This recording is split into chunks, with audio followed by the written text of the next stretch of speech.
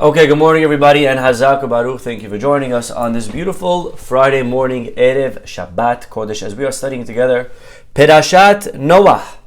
Perashat Noah, here we go everyone. So please open up. And we always wonder and we ask ourselves every time we read this Perashat, was a question that was asked by somebody a few days ago. Great question. And the question again we are bothered by is, what did they do wrong? What did they do?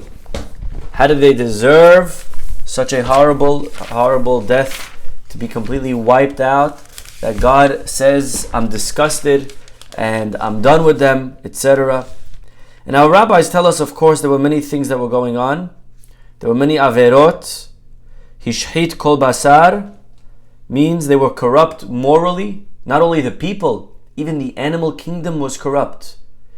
Each animal going with a different species. There was corruption everywhere. And there was zinut, immorality. Everybody was getting killed, good and bad. Even if there was good people a little bit in the mix, everyone died. And we had a class on this earlier this week. We explained that Noah, who was a tzaddik, it wasn't enough that he was a tzaddik.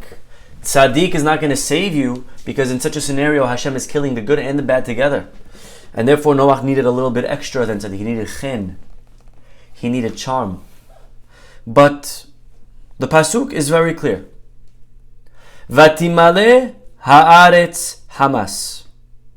The land was filled with Hamas. And I want to read to you, allow me to read to you the Midrash. The Midrash, our rabbis tell us.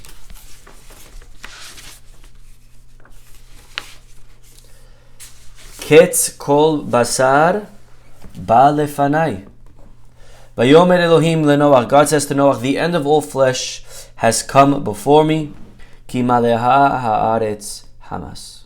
Okay? So Hashem is fed up and He's done with them. And Rashi right here quotes the Midrash. And I want to read to you the entire Midrash. Ve'kol kach lama. Why was God so fed up with them? What did they do that was so wrong? Ki malea haaretz Hamas mipenehem. If you want to know why the flood came, all the other sins was very bad and they're going to get punished. But that wasn't enough to break the camel's back. You know what was the last straw? You know what was the last thing that God's like, oh, that's it. Too late. Now you're finished. Hamas. What's Hamas? Not the guys in Middle East. What's Hamas? Eze Hamas ve'eze Gezel. What's the difference between Hamas and Gezel, theft? Hamas is a type of theft, but what kind of theft? It's not a normal, regular type of theft. You go in, you steal a guy's, old lady's purse. You punch a guy, you take his money. That's not Hamas. You know what's Hamas? Amar Rabbi Hanina.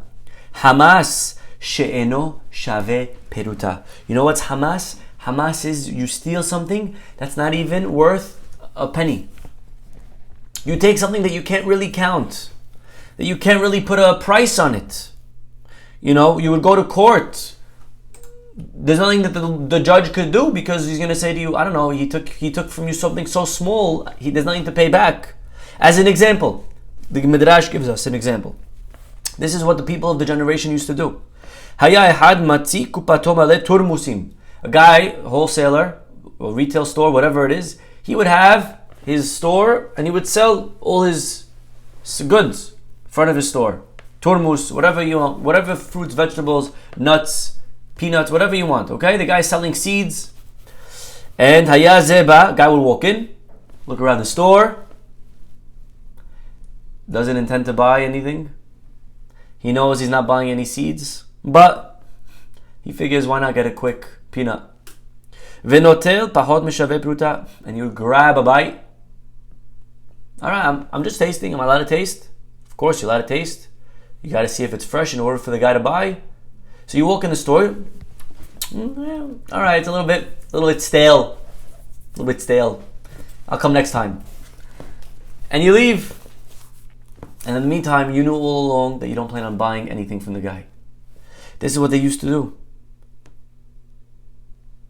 And they took an amount that wasn't able to be taken to court over. And this is Hamas. This is Hamas. Hamas is when we do things that are technically nothing could be said about it. Is it illegal? If you take me to court, legally, what did I do wrong, right? This is Hamas. And this is what God says I cannot handle. You know why? In a way, it's worse than theft. Why is it worse than theft? Because a guy who steals, deep down, he knows I'm a thief. Deep down, the guy feels bad. He feels guilty. He has a conscience. He comes Yom Kippur time. Ashamnu, baganu, gazalnu. He's going to say gazalnu. He's going to think, oh, I stole that guy's, money. But when a person does something that technically you can't go to court over, if I take something from you that you can't fight me with, when I say gazalnu, I didn't steal nothing. I didn't do anything wrong. And you're going to do it all day long, every single day. And again, there are many ways today that this could apply. Whether it's with stores, borrowing money from the government that we know we're not going to pay back and it's illegal money to borrow because we don't really have that business, or claiming certain things, or doing things in a store, buying, you buy dress for a wedding and then wearing the dress and then returning the dress because you never used it. And anyways, you could only wear it once for that one part. These are all things that are under the category of Hamas. These are all Hamas. These are things that you can't take me to court over.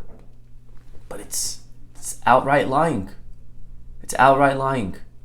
Our rabbis were so careful to not steal and be careful with other people's money. It says in Ha'azinu, Zechor Yemot Olam. Remember the days of old. Binu Shenot Dor Vador. Pay attention to every generation. We have an obligation to learn from Noach, to learn from the people. Look what Hashem did to them. Look at the destruction that they brought to their world. When this is the world that you live in, destruction is inevitable. Whether it's through a mabul or whether the destruction is going through because we're bringing it about. We cannot escape. We cannot run away from God. We cannot run away from punishment. Hashem promised Noach after the mabul, He made with him a brit, a promise, that He'll never bring a mabul again on the entire world. When Paro knew this promise was ingrained into every culture. Every person knew about this promise. Even Paro, the wicked, the goyim, they knew about it. Noach gave it to his children. By the way, we all came from Noach. Paro came from Noach, you should know. Everyone came from Noach. Paro, it's crazy, you think about it, right? We're all from Noach. Paro and Yaakov Avinu, they were like, 20th cousins. They go to 23andMe, it's going to go, it's going to show up. Somehow they're related. Paro and, they all come from Noach. All of us, the whole world, we all come from the same person. Right? Paro, when he wanted to kill the babies, what did he do? How did he kill them? Which method did he use to kill the Jewish babies, the boys? He threw them in the river. Why a river? Why not, behead them? Starve them, put them in jail. I don't know. Why a river? And our rabbis say because Paro knew that God's method, the way God acts, is with measure for measure. Midah keneged midah. If we kill the babies in the water, Hashem must kill us back in water. And God can't do that. Because God already promised Noach He won't bring another mabul. And they thought they outsketched Hashem. It's okay. We could kill the babies in water because there's no way God could pay us back for this. He already promised He's not going to bring a mabul, a flood. Now the irony is that they ended up dying in water. They died in Yam Suf. And what was their mistake? Their mistake was God promised He won't bring on the whole world a mabul.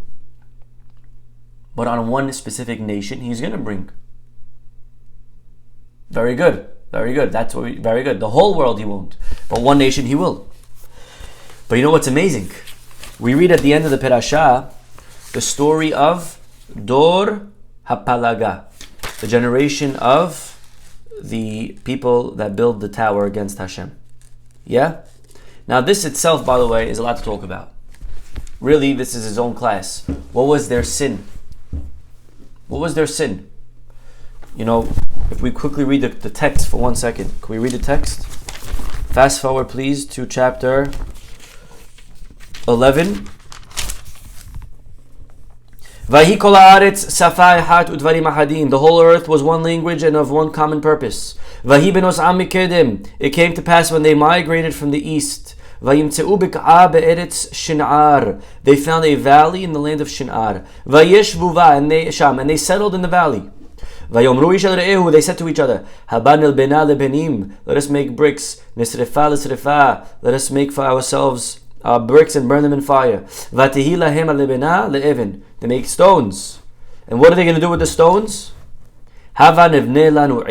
Let's build a city. Umigdal, and a tower. A tower that will reach the heavens. Let's make for ourselves a name. Lest we be dispersed across the whole earth. So it's very interesting. It's not so clear, but Hashem for some reason is angry, because the pasuk continues and says, "Vayomer Hashem," God says, "Hin am echad esafa echad kulam." God says, "Oh yeah, you want all one language, and I'm going to make sure to corrupt their plan." Nirdav v'navla sham sefatam. Let me go down and confuse their language, that they should not understand one other's language. And Hashem dispersed them from there over the face of the whole earth, and they stopped building the city. Very interesting. They wanted to build a city. What's wrong with that? I live in a city right here. I'm sure you all live in a city. They wanted to build a city. What's wrong with building a city? There are many ways of understanding. I'll tell you one very nice idea. You see all of the people, and it says that they all migrated together. They went to the valley. That's very interesting, that the pasuk says they all went together to the valley. Why would you do that? Why would you all cram into one little valley? But our rabbis, like we said, tell us in Masechet Sotah that after the flood, Hashem promised that He would never again destroy the world in one shot. And therefore, you know what they tried saying? They said, let's be smarter than God.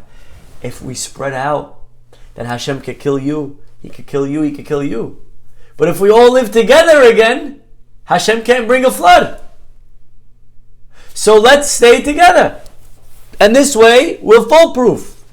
You understand? So meaning they outsmarted even Paro's plan. Paro is one group, one nation. That's why they all died.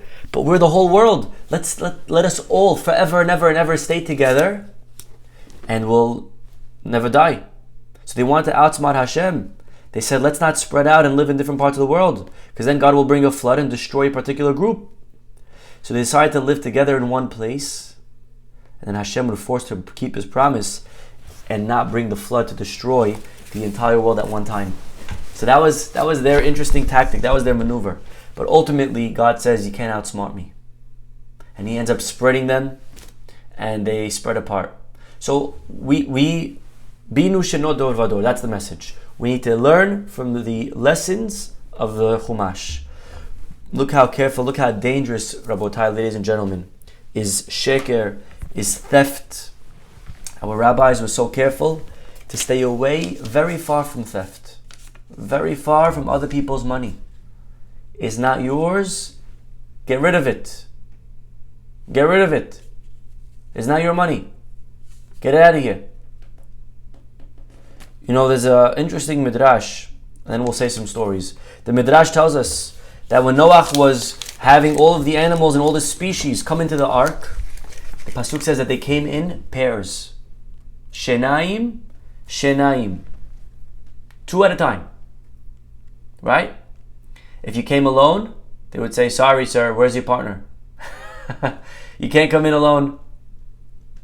Who's your buddy? Yeah? My father, whenever he would have guests over, and he has guests all the time, my parents, God bless them, he would always bless them when they leave. My bracha to you, he would tell them, is that next year you come here like they came into Noach's ark. Next year you should come with someone else. Beautiful. Okay. So, next year the guy calls you like, yeah, can I bring my friend? Okay. Take a look at the Midrash. HaSheker ba'el Noah. Comes along Sheker. What's Sheker? Lie. So says the Midrash that the lie wanted to enter the ark. Amar lo Noach. Noach says to him, you can't come in the ark unless you bring a partner. Who's your significant other? Sheker came alone. Yeah, deceit came by yourself. So what did the Sheker do? Halacha Sheker v'paga bepahta. He came, Sheker was roaming around in the streets trying to look for a buddy to go in with. And he found pahta. He found destruction. He found the angel called destruction. So he asked him, where are you coming from? So deceit said, listen, I'm coming from Noach's ark. I wanted to go in, but he told me I could only come in if I have someone with me. So Sheker then says to Pachta, he sees they're looking at each other. They start winking at each other. They see, they start, smiling and smirking, and they say to each other, you know what? Will you be my date? Yeah? Can you feel the love? Right? So Sheker says to destruction, will you be my prom date? Yeah? Okay. And prom says, I do. Right? Destruction says, yes, I will. But what will you give me in return? You propose, you got to give me a ring. So I'm reading to you a Midrash. It's very interesting. So destruction said back, what will you give me if I come into the ark with you? If I accept to be your date? Amar le Sheker. So Sheker said, Ani maskim. I will promise, I agree. Shekol revach sheba'olam sheyaseh yadi. Any profit that I make, any profit that anyone makes through deceit, yavo leyadcha v'tuchal lehaziko. I'll let you destroy that profit. Ve'az ba'u shneim lateva. And so the two of them, hand in hand, walked into the ark. Deceit and destruction. I now pronounce you husband and wife. They walk into the ark. When they came out, so deceit would go out and make a lot of people money. Through their lies, they would make a lot of money. But then destruction would come and he would corrupt everyone's income. And Sheker finally comes and says to destruction, where's all the money that I made? And destruction said back, didn't we agree that anything that you make, you give into my hands and I can do whatever I want with it? And this is what the Midrash ends off with. Pasuk, hara amal veyalad shaker. Very interesting, but very powerful Midrash. And it really connects to what we spoke about last week. That Sheker has no legs.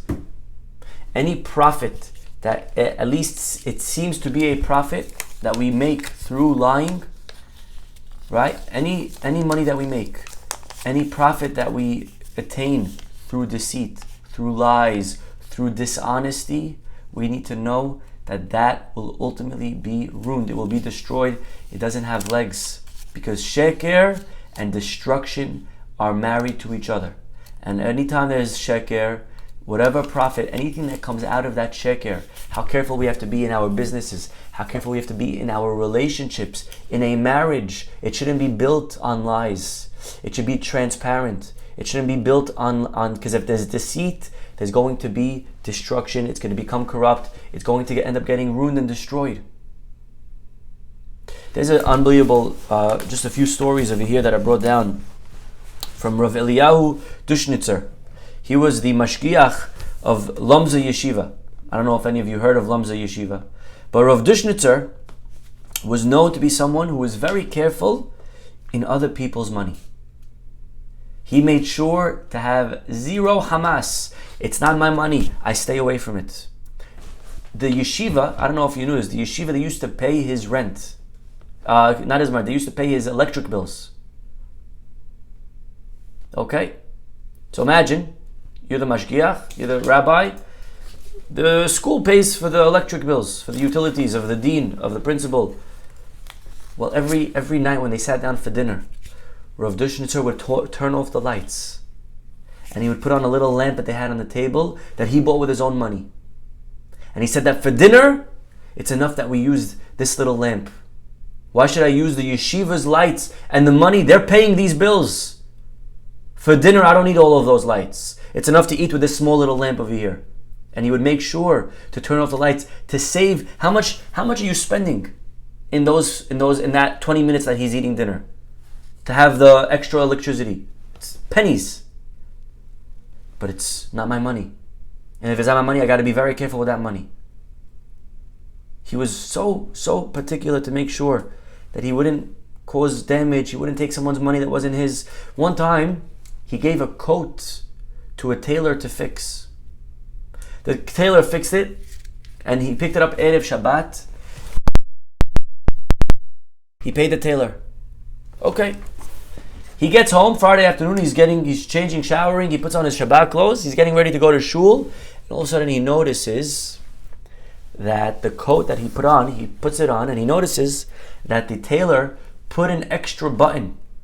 A button that they didn't actually speak about. He paid him to fix it, to hem it, whatever, to fix the back, but he noticed the tailor, there was one button missing, and the tailor saw there was a button missing, so the tailor said, you know what? Let me put the button for the rabbi. Why should he be missing a button on his jacket? So he put the extra button for the rabbi without even charging. How much is a button? Paid $20 for the tailoring, and I put a free button, no problem. Anyways, the rabbi puts on the coat, and he always knew that this button was missing, but he didn't care, it didn't bother him. He never buttoned that button anyways. So he starts going down his coat, and as he's feeling down his coat to start buttoning it, he notices that there's a button there now. And that's a button that he didn't tell the tailor to put, and he didn't pay for that button. And Rav Eliyahu refused to wear that coat that Shabbat. He wouldn't wear the jacket on Shabbat because he said maybe the tailor thought I paid him and I didn't really pay him, and this would be stealing if I'm going to wear a jacket that I didn't pay for the fixing of it.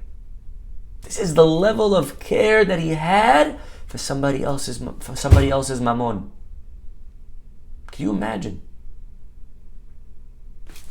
Rabbi, you paid for the fix. It's your coat, but it's not my money. He put a button. One button. How much is it? It's 5 pennies. Who cares about 5 pennies? Who cares about 5 pennies? Hashem cares about 5 pennies. Hashem destroyed the world. He brought a Mabul because of 5 pennies. He destroyed the world for 1 cent. That's Hamas. It's not my money. We got to be careful if it's not our money. One time he gave his lamp to one of the guys in the shul who was an electrician. Very big Yerei Shamayim, big pious fellow. There was something wrong with his lamp. So he gave it to the electrician to fix. The electrician didn't need to really spend much time on it. It was a quick fix. It was something that took him it was a quick item. Little, sometimes, you fix something, 5 seconds, and it could cost you $1,000. There's a joke. There was once a principal, this huge university, right? He gets his job, becoming important principal, dean of this prestigious university. He moves with his family. They're moving cities, and they finally get there to their house down the block from the campus. And he walks into his home, beautiful house, and they start unloading the car. And as he comes into the house, he turns on the faucet, and it's not working. All right, he tries it again. Not working. Okay, he opens the yellow pages. They didn't have cell phones back then when the joke was written. He opened the yellow pages and he looks up local plumber. He picks up the phone. He calls plumber. Hi, hello, hi, I'm the new dean. Could you come fix my water? It's not working. No problem. Be there in 20 minutes. Okay, they start unloading the car. Finally, the plumber gets over there. He walks into the house. He says, hi, how are you? Welcome to town. What's the problem? He tells him, listen, the water's not working. He says, okay, let me see. He walks around the house. He comes back in 30 seconds. He says, all right, sir, that should be it. That's it. Yeah, you're good. He turns it on. Wow, beautiful. Hot water is working. The dishwasher, everything's good. Wow. Okay. All right, how much I owe you? He says, that'll be $500. Sorry? 500, sir. 500, like 500 pennies. No, $500. $500? You were here for a minute and a half. $500? I'm the principal of the school, and I don't make $500 in a minute and a half. And the plumber looks at the principal and he says, yeah, when I was the principal also, I didn't make that much. Yeah, so sometimes it's this little job, call a guy, dishwasher is broken, the fridge is broken. He says, oh, I see the problem. Give me a minute. He goes down to his car, he comes back with a little screw, puts in a little screw, he fixes your fridge. Charges you, $300. $300 for the screw? He says, no, the screw is free. But to know which screw you needed is $300. You understand? So sometimes in life, you have these things, they really take no work, no time, and you get charged. Anyways, this electrician, he knew the rabbi, and he says, you know what, let me give the rabbi, it's on the house, what does it cost to fix this little part of the lamp? So he fixes the lamp, he comes to the synagogue, and they were praying Mincha and Arbit. It was a weekday, and after Arbit, he's waiting for the rabbis to give him the lamp. And the rabbi was praying Amidah, praying long Amidah, and the electrician had to go home. He says, okay. He leaves the excuse me. He leaves the lamp. He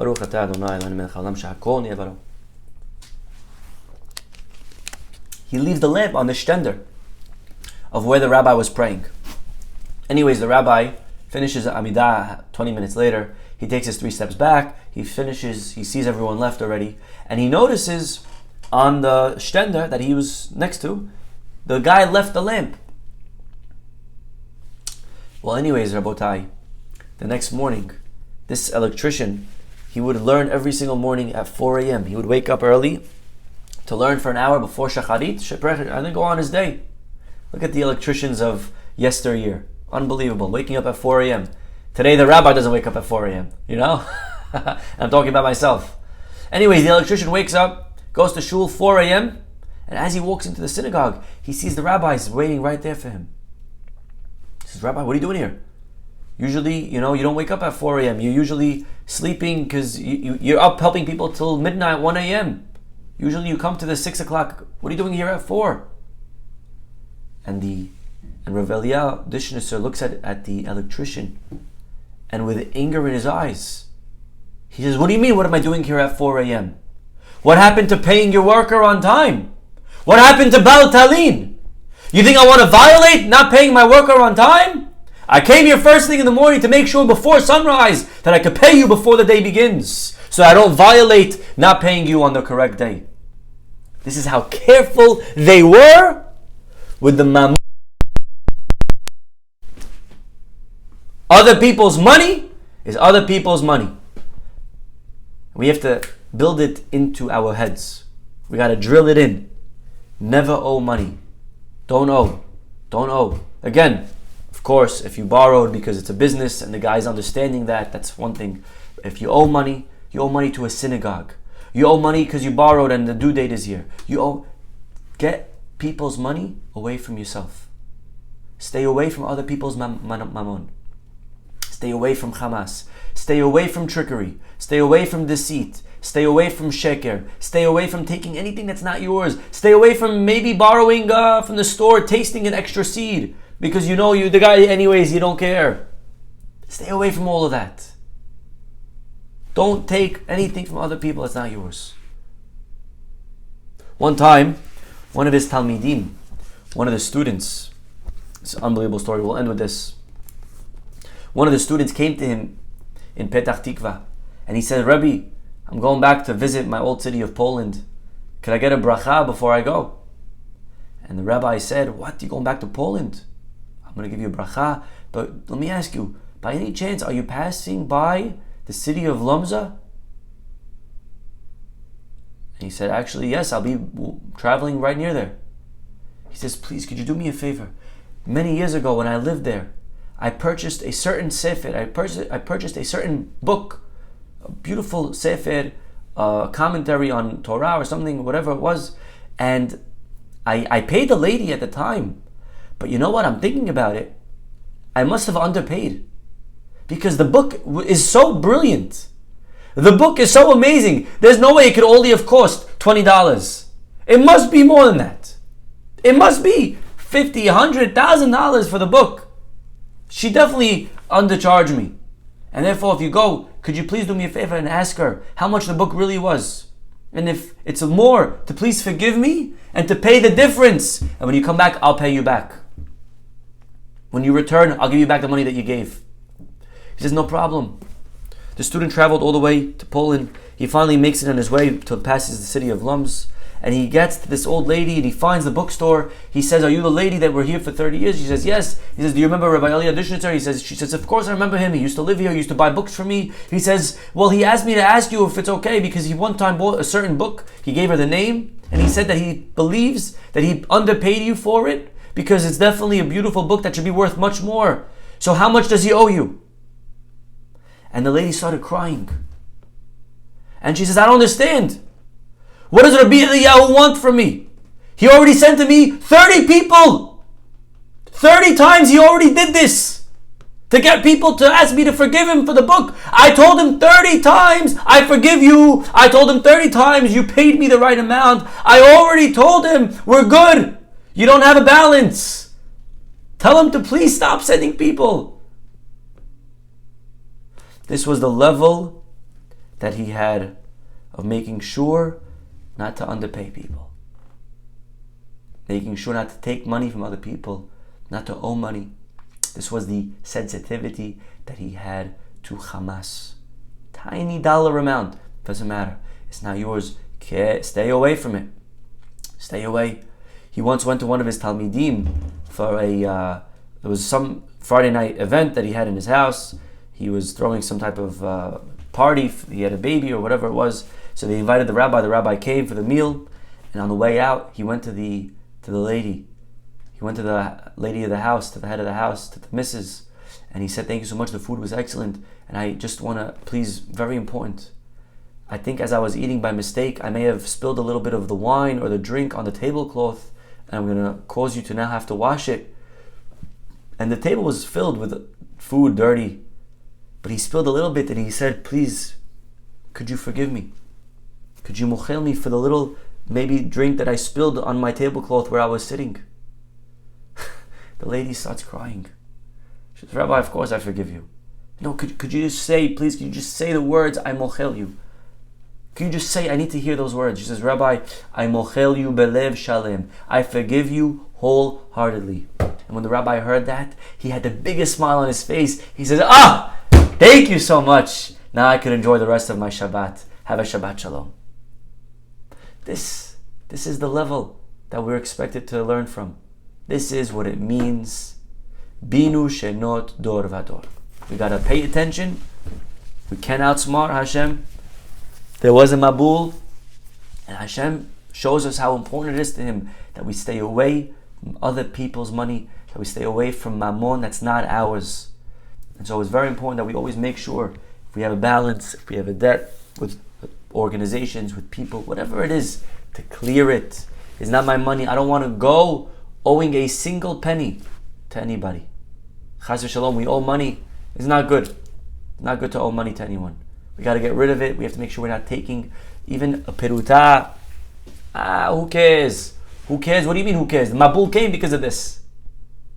This is Hamas. We got to be very careful. We should be zocher to always stay clean from mamon acherim, from other people's money, to stay clean in all our businesses, and therefore we won't have any sheker, no deceit, and there will be no destruction in our lives. Okay, we'll stop over here, everybody. Have a Shabbat Shalom, and we'll see you all next week. Bye-bye.